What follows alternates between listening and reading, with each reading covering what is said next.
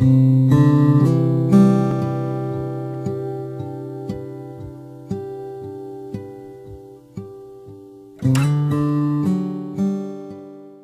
worry about the students, you know, the safety of them when they're walking, and we've had people in our house many times drunk, so drunk they didn't know where they were.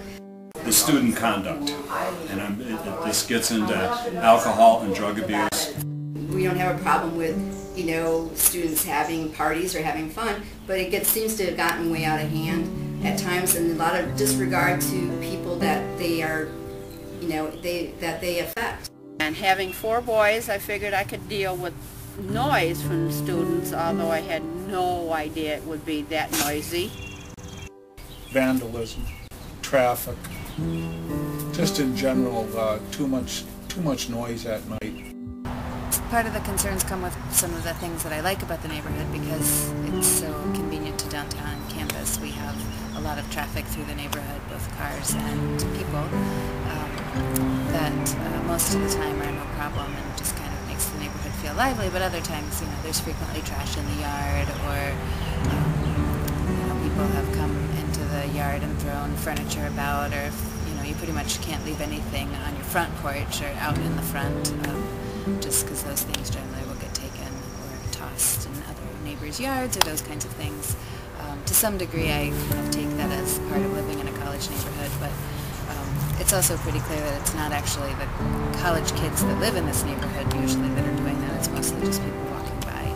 It's not just this neighborhood, but there's, you know, the village apartments, dorms. There's a lot of kids living.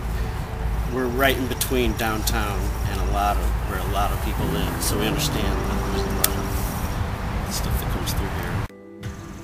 It never entered my mind about vandalism, because I never thought it never even was a thought.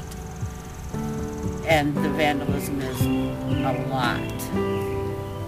I've lost hundreds, if not thousands of dollars of work and items in the 10 years I've lived here. My fence is attacked 2 or 3 times throughout the school year, which costs us a tremendous amount of money to repair every time. And I'm also very afraid that of some of the activities that go on in the neighborhood. There's times when there's loud noises, people banging on our door, and there's activities that make me kind of nervous. I'm kind of scared at times about what's going to happen. If I go out there, what is going to be the scene? So there's some of that going on too. So we, you know, in fact, had some people at our back door at one point and put in deadbolts and a motion sensor, you know, things like that, just to kind of make us feel more safe. I live in fear now. I can't sleep well. I've gotten health issues over not being able to sleep because of worrying, because they'll come right up on the porch. My perception is that there seems to be an erosion, a degradation of the neighborhood. One thing that is always really sad is when you have somebody say, why don't you get a better job so you can live somewhere else?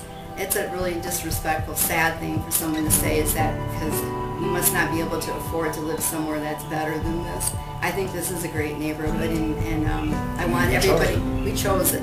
We chose to live here, and they're right. We chose it, we knew it was a college neighborhood, but that doesn't mean that anybody should be disrespectful enough to destroy or to make people feel unsafe.